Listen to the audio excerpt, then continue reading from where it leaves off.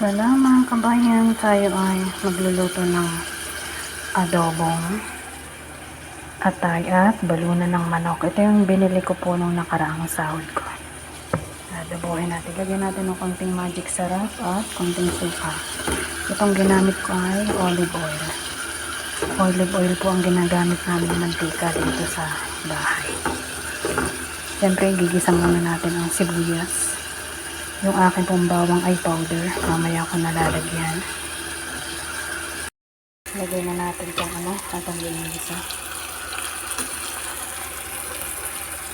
Ako lang naman po nakakain ito.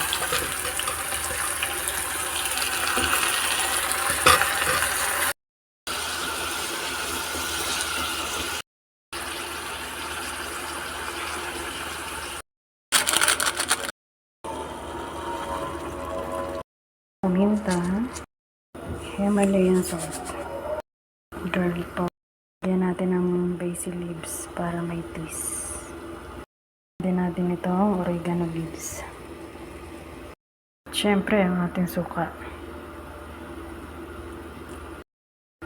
Hayaan lang nating maiga yung kanya sabaw ng konti. Adobong paiga na atay at balunan ng manok. Ito pong aking dinner. Magluluto pa ako ng bigas mamaya. Magsasaing pa ako. Ako ng sili mga kabayan at dahon ng laurel o bay leaves.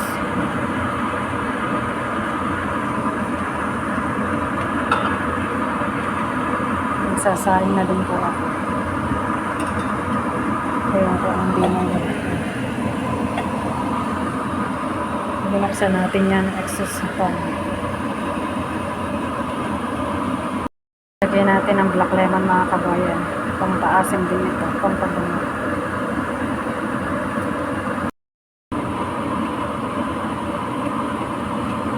Five minutes na lang mga kabayan. Luto ng aking ulam. At syempre, ang aking white rice.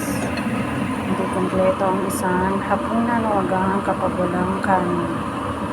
Dahil na-miss ko ang adobo.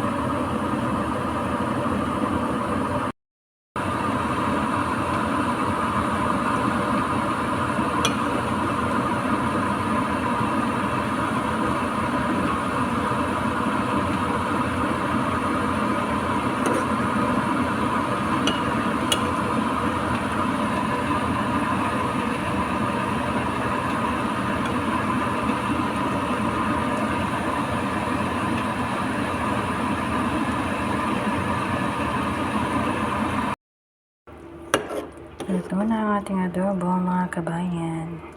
Isang masaganang hapunan na para sa ating kabayang OFW.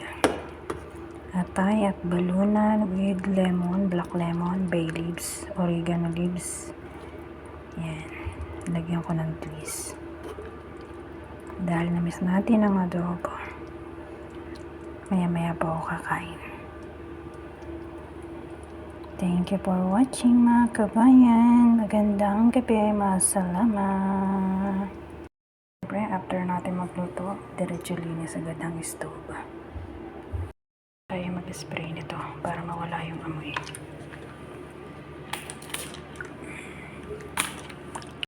Ating panghapunan, kanin at yung ating adobo. Thank you mga kabayan. Ingat.